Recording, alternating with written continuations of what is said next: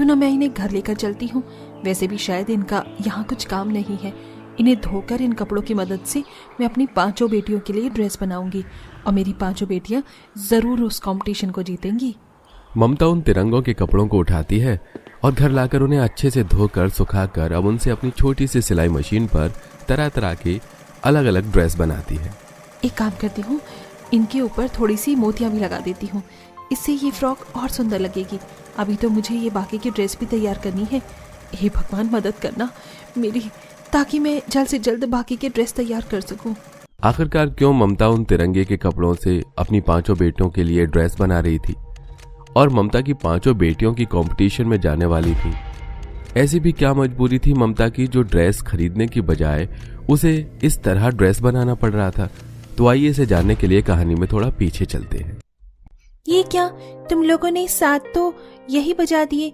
जल्दी से चलो, हमें आधे घंटे में स्कूल पहुंचना है। आज स्कूल में मेरा टेस्ट है, कहीं तुम लोगों की वजह से मेरा टेस्ट ना मिस हो जाए। और ये क्या शालू, तुमने तो अभी तक अपनी यूनिफॉर्म भी नहीं पहनी है। जल्दी से तैयार हो जाओ। दीदी कैसे पहनो, देखो ना मेरी शर्ट बिल्कुल टाइट हो गई है, अब तो बटन भी नहीं लगता है। माँ से कितनी बार कहा है कि एक नई शर्ट दिला दो, लेकिन माँ सुनती ही नहीं है, बार बार इसी शर्ट को खोलकर सिल देती है। चलो, तुम जानती हो ना कि बाबा की तबीयत खराब है। माँ कितनी मुश्किल से लोगों के कपड़े सिलकर हम 5 बहनों को पढ़ा रही है और इसमें भी तुम्हें जिद करनी है। शालू बेटा, अभी तो तुम ये शर्ट पहन लो। जब तुम स्कूल से आओगी ना तो मैं इसके अंदर अस्तर लगाकर इसे थोड़ा बड़ा कर दूंगी और जैसे ही थोड़े बहुत पैसे आएंगे तो मैं तुम्हारे लिए नई शर्ट ले आऊंगी। माँ, आप हमेशा यही कहती हो। पूरा साल निकल गया लेकिन आपने अभी तक हमें एक भी नया कपड़ा नहीं दिलाया। यहाँ तक कि ठंड के मौसम में भी हम लोग बस एक ही स्वेटर पहन कर रहते हैं। अपनी बेटियों की बात को सुनकर ममता को उनके लिए काफी दुख होता है, जिसके बाद अब 5 बहनें अपने स्कूल आ जाती हैं और अपने अपने क्लास में चली जाती हैं। तभी हर क्लासरूम की क्लास टीचर सभी क्लास में 26 जनवरी के लिए अनाउंसमेंट करती हैं। जैसा कि आप सभी जानते हैं कि इस 26 जनवरी पर हमारे स्कूल में एनुअल फंक्शन हो रहा है। इस एनुअल फंक्शन में हम लोग एक फैंसी ड्रेस कंपटीशन करवा रही हैं। आप सभी स्टूडेंट्स को 26 जनवरी से रिलेट कर कोई भी एक ड्रेस तैयार करनी है और उसी 26 जनवरी के दिन पहननी है। जिस भी स्टूडेंट की ड्रेस जज को सबसे ज्यादा अच्छी लगेगी उसे स्कूल की तरफ से प्राइज दिया जाएगा। साथ ही साथ उसे आर्ट हाउस का लीडर भी बनाया जाएगा। टीचर के अनाउंसमेंट सुनकर सभी बच्चों में चहल पहल शुरू हो जाती है। कितनी समय के बाद हमारे स्कूल में ऐसा कोई कंपटीशन हो रहा है, मैं तो उसके लिए बहुत ज्यादा एक्साइटेड हो रही हूँ। हमारी माँ को तो इतनी अच्छी सिलाई आती है, वो तो हमारे लिए कोई ना कोई ड्रेस बना ही देंगी। पूनम, मुझे तो इंतजार नहीं हो रहा है, जल्दी से स्कूल की छुट्टी हो और हम फिर माँ को जाकर इस कंपटीशन के बारे में बताएंगे। तुम देखना, हम इस कंपटीशन को जीतेंगे। क्या कहा तुमने? तुम गरीब बहनें इस कंपटीशन को जीतोगी? अरे, जिनके पास पहनने के लिए एक ढंग की नई यूनिफॉर्म नहीं है वो फैंसी ड्रेस कंपटीशन में नई ड्रेस पहनने की बात कर रही हैं। जरा अपनी हैसियत देखकर बात किया करो। प्रीति, तुम कुछ ज्यादा फालतू नहीं बोल रही हो? भूलो मत, मेरे पापा इस स्कूल के प्रिंसिपल के बहुत अच्छे दोस्त हैं। मुझे बस अपने पापा से एक बार कहने की देर है। 2 मिनट नहीं लगेंगे तुम बहनों को इस स्कूल से निकालने के लिए, समझी तुम? प्रीति अपनी अमीर सहेलियों के साथ मिलकर पूनम और अंजलि का काफी मजाक उड़ाती है। सभी बहनें स्कूल खत्म होने के बाद घर आती हैं और एक एक कर अपनी माँ को उस कंपटीशन के बारे में बताती हैं। सारी सर्दियों में तुम हमारे लिए एक भी नया कपड़ा नहीं लेकर आई और न ही अपने हाथों से हमारे लिए कुछ सिला। इस 26 जनवरी पर हमारे स्कूल में इतना बड़ा कंपटीशन हो रहा है, हमें भी एक कंपटीशन को जीतना है। प्लीज आप हमारे लिए एक नई ड्रेस ले आओ ना। ला नहीं सकती तो कम से कम आप बना तो सकती हो ना। आप तो इतने लोगों के कपड़े सिलती हो, क्या हमारे कपड़े नहीं सिल सकती हूँ बेटा, लेकिन नए कपड़े सिलने के लिए भी तो हमें कपड़ों की जरूरत होगी। आजकल मार्केट में कपड़ों के दाम काफी बढ़े हुए हैं और घर में लोगों के कपड़े सिलने के बाद जो कतरन बचती है वो इतनी नहीं है कि मैं उनसे तुम्हारे लिए कुछ बना सकूं। कोई बात नहीं माँ, हम आपकी परेशानी समझ सकते हैं। पूनम, कोमल, शिल्पा, शालू, अब माँ से इस बारे में कोई बात नहीं करेगा। इस साल ना सही तो हम अगले साल इस कंपटीशन में पार्टिसिपेट करेंगे, ठीक है? चलो अब सब उठो और अपनी अपनी पढ़ाई करो।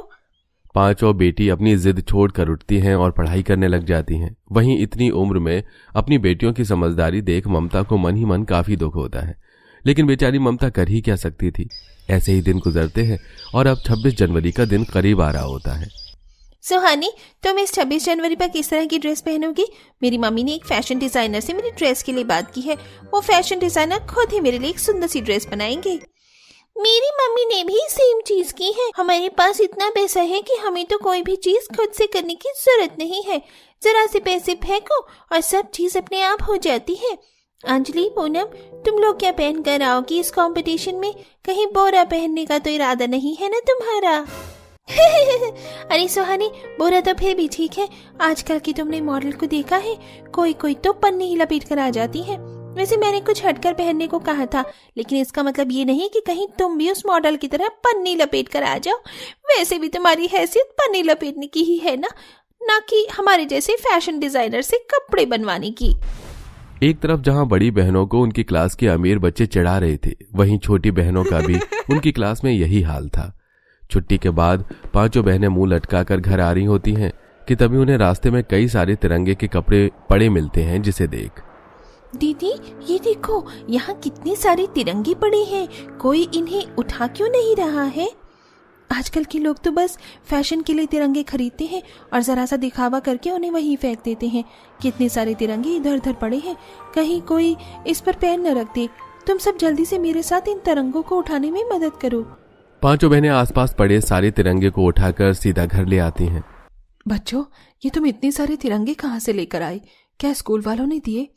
ये रास्ते में पड़े थे तो इसलिए हम इन्हें यहाँ पर ले आए। वहाँ किसी के पैर में आते तो अच्छा नहीं लगता ना। अब ये यहीं पर रहेंगे।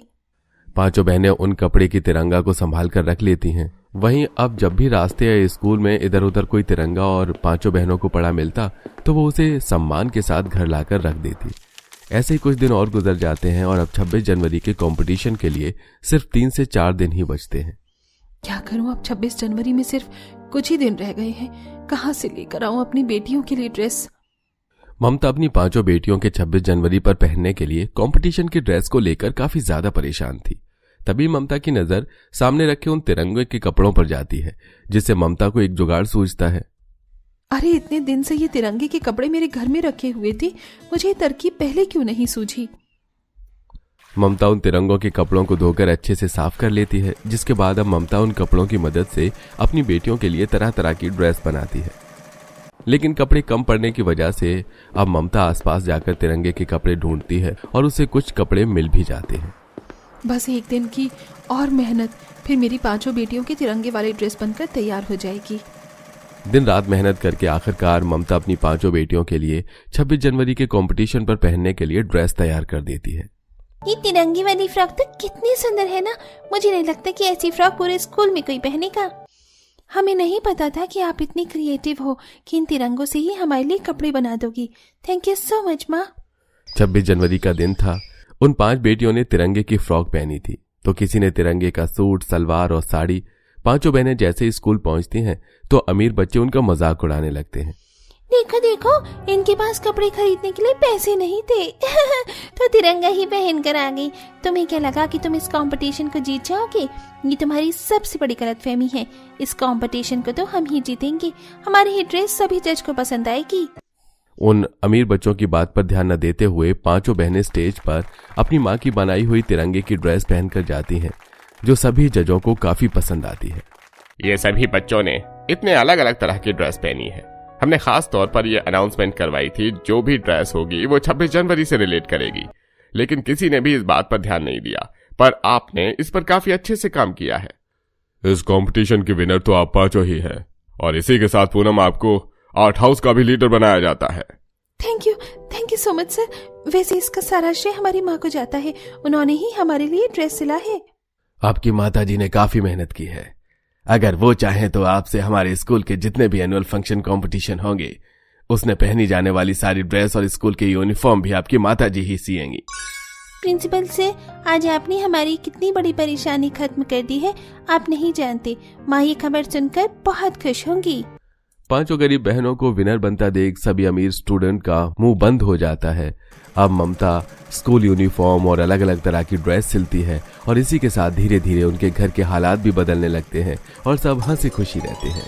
अरे कौन है ये लोग? इतनी ठंड में आधी रात को ऐसे क्यों घूम रहे हैं, और इनके शरीर पर ये जख्म कैसे हैं? हे भगवान, तो ये क्या कर रहा है? हम गरीब पर इतना भी जुल्म मत कर। अगर आज हमारे पति यहाँ होते तो हमें ये दिन नहीं देखने पड़ते। इन लोगों के साथ क्या हुआ था और इनके शरीर पर इतनी चोट कैसे है? कैसे ये लोग